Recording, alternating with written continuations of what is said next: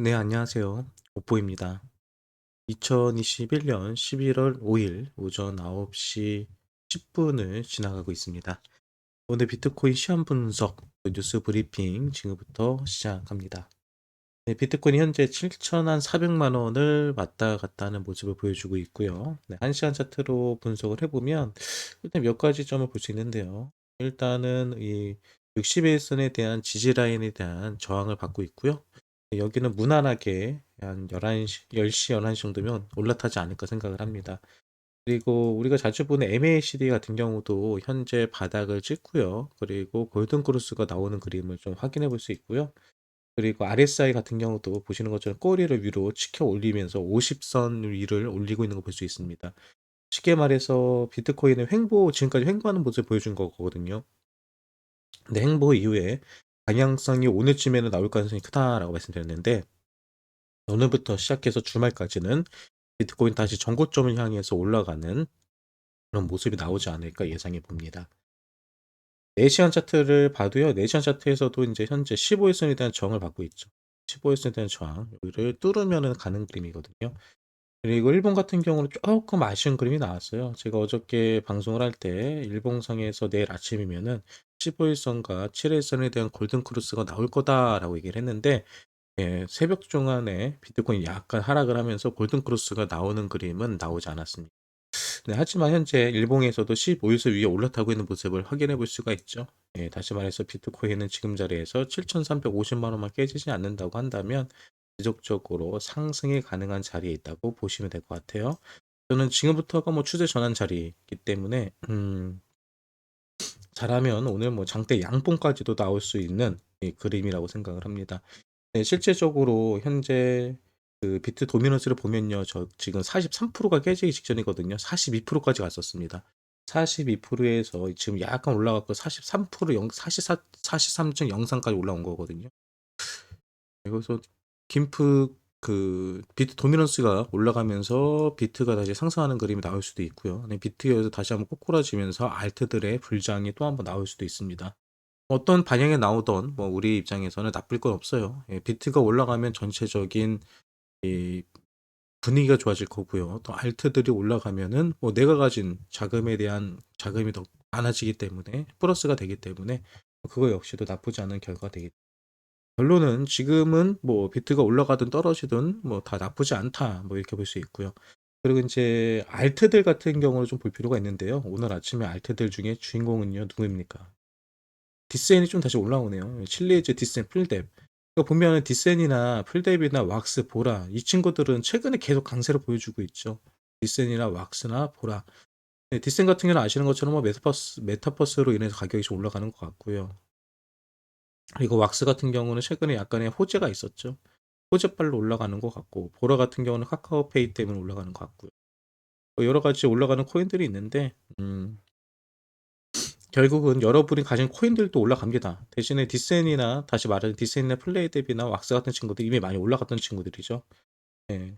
많이 올라갔다가 조정한 거에 대한 조정한 거 올라갔다가 조정한 거에 대한 기술적인 반등으로 봐야 되거든요. 그래서 이런 코인들에 너무 집착하진 않으셨으면 좋겠습니다.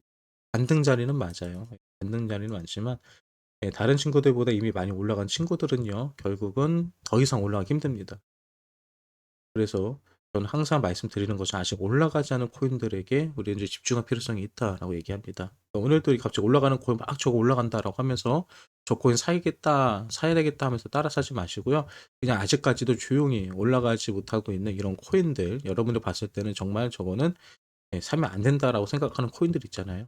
그런 코인들에 집중하시면요. 그런 코인들도 이센이 이렇게 하루 만에 크게 상승을 했던 것처럼 그런 상승을 그 친구들도 조만간 할 겁니다. 그러니까 그걸 좀 기억하시면서 투자하시면 좋을 것 같네요. 뉴스도 잠깐 좀 살펴볼까요? 어떤 뉴스들이 있는지요? 오늘 뉴스들은 제가 쭉 보니까 뭐 특별한 뉴스는 없네요. 그러니까 네. 레이어 2 멀티체인 디파이 유입세 증가하고 있다. 높은 이더리움 수요 영향이다라는 기사가 조금 전에 바로 올라왔네요. 이게 어떤 내용이냐면요. 최근에 그 레이어 2 코인들이 폴리곤 같은 게 바로 그런 코인들이거든요. 아발란체 뭐 이런 것들이요. 근데 이게 뭐냐면 최근에 디파이가 그 전 세계적으로 그 많은 사람들이 투자하고 있습니다. 근데 이 디파이에서 만약에 그 이더리움도 디파이가 있거든요. 이더리움도 디파이가 있고 뭐 루나 우리가 잘 아는 루나라든지 이런 데도 다 디파이인데 이런 디파이를 할 때 현재 그 이더리움의 가장 큰 문제가 뭐냐면은 디파이라는 거는 쉽게 말해서 거래소에서 거래하는 것보다 더 큰 수익과 더 저렴한 수수료가 무기가 돼야 되거든요. 1대1로 서로 교환을 하는 게 바로 디파이입니다. 사고 팔고 하는 게 아니라 교환을 하는 게 디파이거든요. 근데 문제는 디파이에서 코인을 교환을 하는데 이더리움에서는 한번 교환하는데 수수료가 20만 원, 30만 원이 들어가 버려요. 왜? 가스비가 지금 상당히 높아졌거든요. 이더리움 같은 경우는. 그러니까 더 이상 그 디파이로서의 가치를 하지 못하는 겁니다. 이더리움에 관련된 디파이 같은 경우는. 그래서 그 레이어 2라고 해가지고요. 이런 이더리움을 사용을 하긴 하지만은 이더리움보다 더 빠르고 저렴하게 사용할 수 있는 별도의 예, 그 위에 얹혀서 가는 프로그램들이 그 코인들이 만들어졌고요. 그런 코인들이 현재 상당히 큰 상승을 보여주고 있는 겁니다. 네, 그래서 현재 이 디파이 유입이 많이 진행되고 있는데 그것은 바로 이더리움이 비싸졌기 때문에 그거를 대처하기 위해서 이런 디파이 쪽으로 많이 금액이 몰리고 있다라고 보시면 될 것 같습니다. 네, 그리고 미 SEC 위원장 수식어 아닌 제품 자체로 암호화폐 증권법 준수 여부를 결정하겠다. 뭐 이거는 결국 여러분 증권법을 왜 보려고 하느냐? 이거는 단순하게 하나로 보시면 돼요. 세금 문제입니다. 세금. 증권법이 돼버리면은 세금 부과라든지 그리고 그 밖에 여러 가지 규제 모양이 달라지거든요. 그것 때문에 좀 많이 문제가 되고 있는 것 같은데 여기도 보시면 디파이나 통화나 P2P 대출 등 네, 이런 부분에 있어서 증권으로 볼 거냐 말 거냐 뭐 요거를 보는 것 같아요. 네, 증권으로 본다면 아무래도 그 코인들은요, 여러 가지 제약이 따르기 때문에 어려워질 수 있겠죠. 근데 이거는 뭐 그렇게 하겠다는 게 아니고요. 뭐 그런 식으로 보겠다라고 그냥 본인의 생각을 얘기한 것입니다. 네, 그리고 네, 피터 시프 정치인들이 암호화폐 고래 빨아들이고 있다라고 한 게 뭐냐면 뭐 얼마 전에 나왔었죠. 뉴욕 마이애미 시장이요. 자신의 월급을 3개월 정도 100% 비트코인을 받을 것이다라고 했죠. 네, 그렇게 하면서 많은 사람들한테 이 비트코인에 대해서 홍보를 하고 있는데요.